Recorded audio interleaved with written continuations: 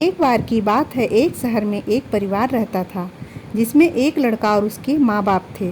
वह बहुत अमीर तो नहीं थे, लेकिन उनमें प्यार बहुत था। कुछ दिनों के बाद उस लड़के की शादी हो गई। उसकी शादी सलोनी नाम की लड़की से हुई।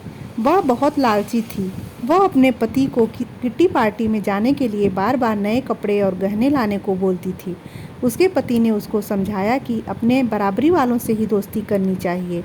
अगर तुम महीने में 10 बार किट्टी पार्टी में जाओगी तो तुमको हर बार नए कपड़े और गहने कौन दिलाएगा।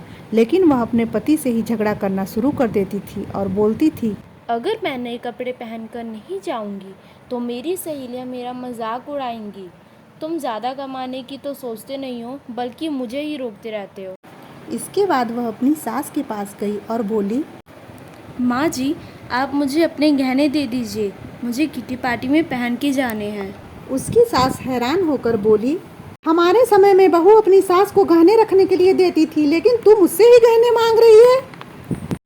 उसकी इन हरकतों से सारा परिवार दुखी था। एक दिन सलोनी की सहेली शिल्पा घर आई। उसने सलोनी की सास से सलोनी के बारे में पूछा। उनने बताया कि सलोनी पार्टी में गई है। शिल्पा ने सलोनी की सास से पूछा, आप इतनी दुखी क्यों दिख रही हैं? तब उनने सारी बात बताई कि सलोनी किस तरह बार बार नए गहने और कपड़े की डिमांड करती है और सारे पैसे इन पर ही खर्च करती है। वह शिल्पा से पूछती है कि ज़्यादा ज़रूरी क्या है, रोटी या ये दिखावा। शिल्पा ने कहा कि ज़रूरी तो रोटी ही है, लेकिन सलोनी को यह बात समझानी होगी। सलोनी की सास ने पूछा, वह कैसे? इसके बाद शिल्पा ने कहा, देखते जाइए। शिल्पा ने अपने जितने भी गहने और नए कपड़े थे सब लाकर सलोनी के घर रख दिए और उनका सारा राशन और फर्नीचर लेकर अपने घर चली गई। जब सलोनी घर आई तो वह अपने अलमारी में नए गहने और कपड़े देखकर बहुत खुश हुई। इसके बाद वह अपनी सास से बोली, यह किसके हैं?